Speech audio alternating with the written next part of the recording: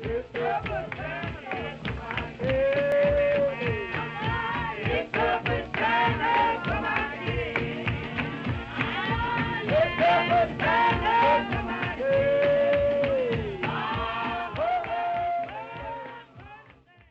is a very old story from Mississippi that was told by Chickasaws and Choctaws and others many centuries ago and was passed down to this day through the oral tradition of the first Americans, the indigenous people of what's now Mississippi. And the story I want to tell you today is called How Rabbit Fooled Turkey with Bobcat. And so this story begins with Rabbit hopping through a cane brake, and all of a sudden Bobcat pounces on him. And Bobcat pins Rabbit to the ground and says, I'm gonna eat you up. And Rabbit says, oh, Bobcat, you don't want to eat me. I'm just skin and bones. If you let me go, I will help you get that gobbler, that big turkey gobbler with the big red legs that you've been hunting. And I'll get him for you if you let me go. And so Bobcat thought about it. He really wanted to eat the rabbit, but thinking about that big turkey, it was a lot more meat. And if Rabbit could really help him get that turkey, that would be great. And so he felt that he knew where Rabbit lived. He found his hole under a stump in the cane brake, and he said, all right, Rabbit, I'll let you go this time, but if you're lying to me, it's going to be it for you. And so the Rabbit was relieved. He hopped off and went and sat on a stump and thought, what am I going to do now? So he heard the turkeys gobbling, and he went down to the slough, the little clearing by the cypress slough, and he found the turkeys, and he told them, turkeys, Chukviminko is my name. I killed the bobcat, and here I am. The turkeys all laughed because everybody knows a rabbit can't kill a bobcat. Rabbits don't have sharp teeth or claws or strength. And so the turkeys thought that Rabbit was just being a trickster. But he told the turkeys again, he said, no, I have earned a new name. Chukviminko is my name. I killed the bobcat, and here I am. And he said, if you want to see the bobcat, he's laying in the clearing on top of the hill, right where I killed him. And you can go see him this afternoon. And so the Rabbit hopped off, and the turkeys laughed again, but they thought they would meander up there and check it out anyway.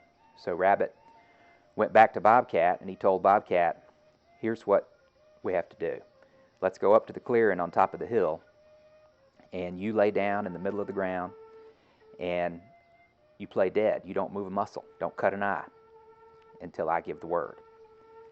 And Bobcat said, all right, Rabbit, but if this doesn't work out, it's going to be it for you.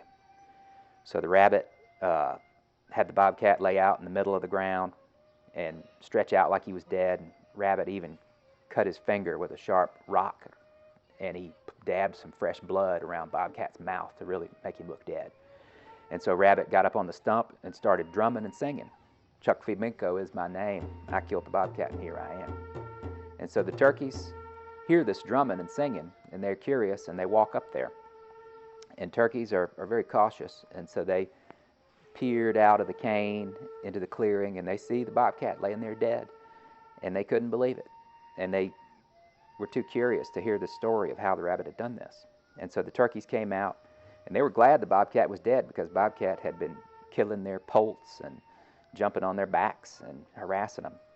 And so the turkeys started strutting in a circle and gobbling and yelping and clucking and dancing and just having a good time as Rabbit drummed his drum and sang his song. Chukviminko is my name. I killed the bobcat, and here I am.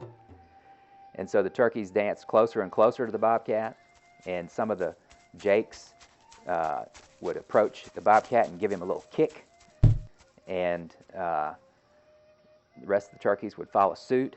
And along about this time, the big gobbler with the big red legs passed real close to Bobcat, and the turkeys were gobbling so much and clucking so much that nobody noticed when Rabbit changed his song, and he said, Chukfiminko is my name. I killed the bobcat, and here I am. But the next verse he sang, Bobcat, Bobcat, now's your chance to grab the one with the big red legs. And so he sang that verse a couple times. Bobcat was listening. Bobcat opened his eye just a slit, and he saw those big red legs, that gobbler right there next to him.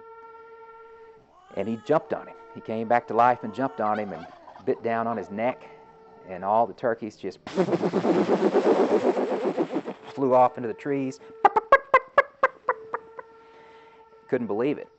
And Rabbit slowed down his drum and slipped away into the cane as the life expired out of that big gobbler with the bobcat latched onto his neck.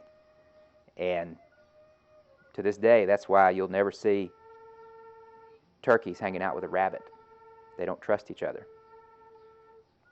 And that's the story of how Rabbit tricked Turkey with Bobcat.